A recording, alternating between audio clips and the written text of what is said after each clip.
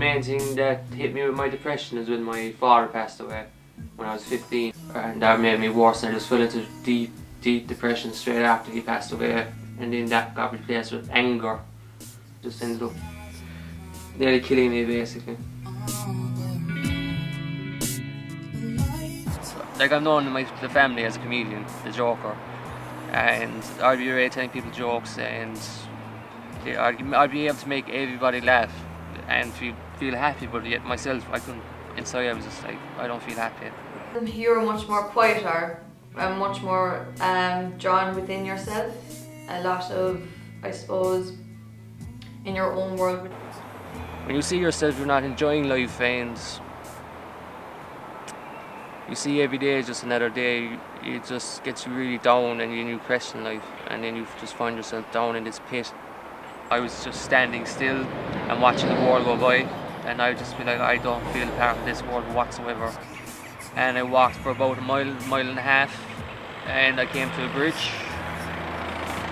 And basically I stood on top of the bridge and I was looking down. Is it worth continuing on, you know, worth going? And I talked myself out of it. I was like, no, you're not getting the best of me. And I turned around and I just walked home. My son died in 1996 from suicide, and there was no help for me in 1996. So every time I hear of a suicide, it just brings everything back to me. So I went to Ballahora Development in Charlton, and there was a man there called Dave O'Grady, and he helped me set up Charlton Suicide Awareness. And from 2008 until now, we do set-top assist courses, we do National Suicide Day, we do balloons, and we leave off dogs to remember all those who died of suicide. People with depression and anxiety can put themselves in the most awful of situations and to take themselves over the game, basically. But that's the scary part, that we don't know what's going on within you, you know, what you're thinking or anything, or, you know, if you're feeling anything. I was upset when you were very, very down. It was stressful on me, but I was mainly focused on you. I was feeling very anxious. I was like thinking there was something bad going to come my way, or something was going to happen to me. You feel like you have this shame about you that you have to keep quiet.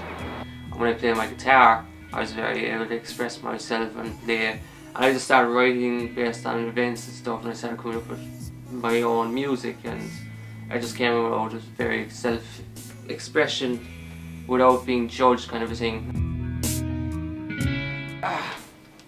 Well, basically this is my first guitar.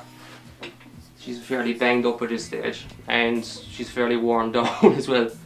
But I used to be just in my room just playing her for hours on end, just non-stop, and just going into school. Then my guitar teacher, Colin Flood, he'd just be like, how do you learn all that so quickly? And I'd be like, I just love playing constantly. And it was that music is what saved me, I say.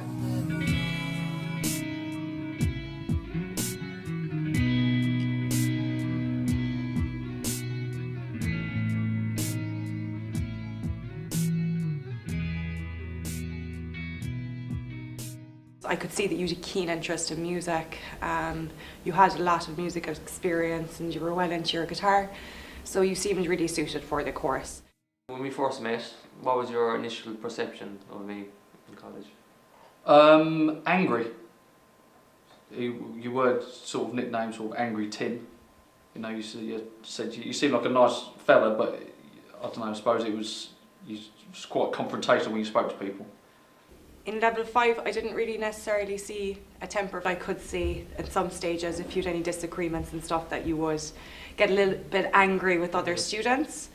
As the year kind of went on then, I think you realised yourself that you just walk out of the room and remove yourself from the situation.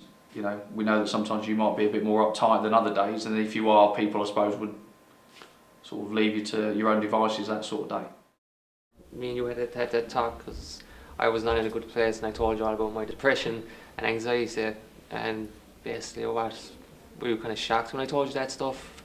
Well, to be honest, I was shocked, but when I thought back, a lot of things fitted in and it made sense then. When you told me that you're suffering from anxiety or depression, I was relieved because we found out what was wrong with you.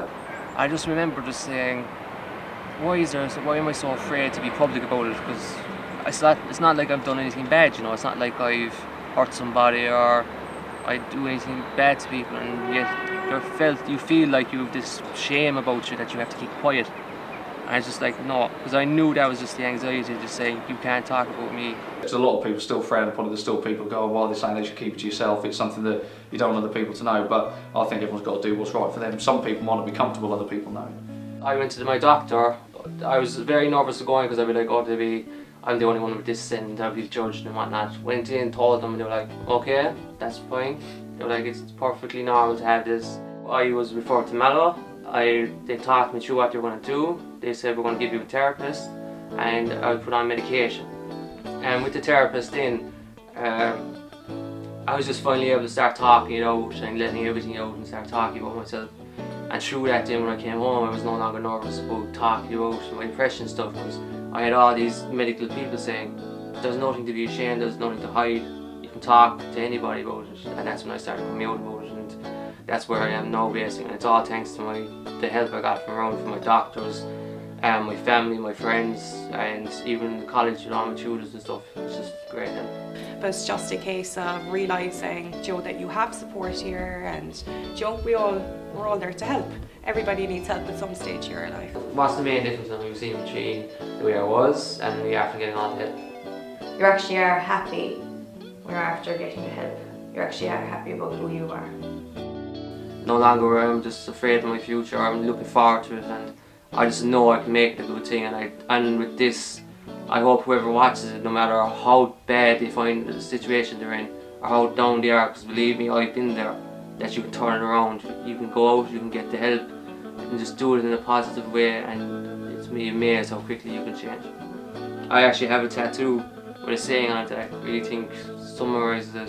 The pain is temporary, and though your scars may remain, I may be down, but I will rise again.